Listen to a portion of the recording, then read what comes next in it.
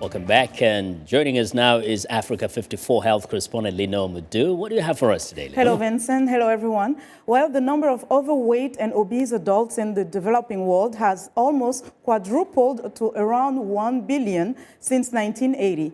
That, according to a report from a United Kingdom think tank. It says 1 in 3 people worldwide is now overweight and predicts a huge increase in heart attacks, strokes, and diabetes.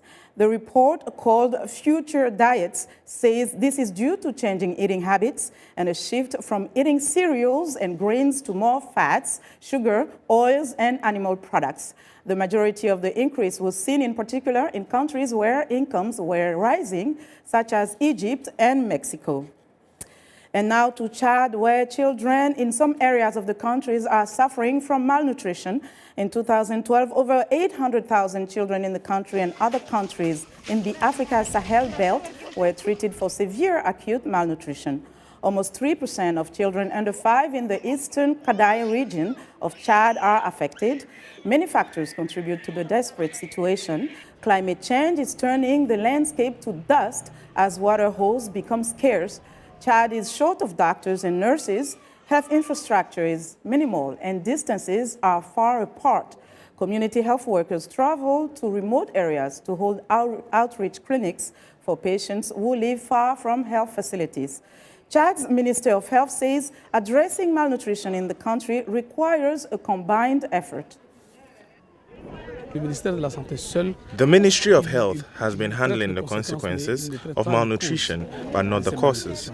We need other ministries like agriculture, education, communication, environment, and irrigation to cooperate with us so we can solve the problem in a sustainable way. Treating malnutrition among children, severe malnutrition, or even chronic malnutrition is essential. We know that children who do not have access to healthcare, water, and decent food, as well as who face malnutrition, will not reach their maximum cognitive development. It is an impediment to the future of development of the country. And the government of Chad is working with UNICEF and other partners to help tackle malnutrition in the country. Now we turn to malaria. The World Health Organization estimates that almost more than 500,000 people died of malaria-related causes in 2012, mostly in sub-Saharan Africa.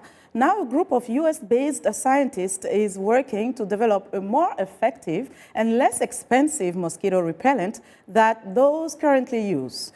VOA's George Podek reports. The research at the University of California, Riverside is based on the fact that mosquitoes use the same receptor for detecting carbon dioxide in our breath as they do for the odor from our skin when they come closer. The lead investigator, Ananda Sankar Ray, says scientists tested more than 1 million chemical compounds until they found a substance called ethyl pyruvate that shuts down the mosquito's receptor. When we apply ethyl pyruvate to a human arm and offer it to the mosquitoes, hungry mosquitoes in a cage, then very few of the mosquitoes are attracted to the human arm because only a few of them are able to smell it out. Genevieve Tux, also on the team, says finding the mosquito neurons that detect both our breath and skin odor was not easy. With this apparatus, we are able to insert a very small electrode into the part of the mosquito's nose, effectively, where its olfactory neurons are and where the smell is happening. With these instruments, scientists were able to detect the signals that the mosquito's neurons send to its brain when it senses attractive odors. Spikes on the computer screen show when the attraction is strong or weak. Ray says a repellent based on ethyl pyruvate may be cheaper to manufacture than DEET, the most effective chemical now in use. He says it's too expensive for most people in malaria-affected areas. Perhaps by finding odors that can attack other target receptors, we will be able to improve upon DEET and finally have the next generation of insect behavior control products. The University of California scientists say they believe they will soon be able to find a way to manufacture cheaper and more effective repellents for the fight against mosquitoes. George Putic, VOA News, Washington.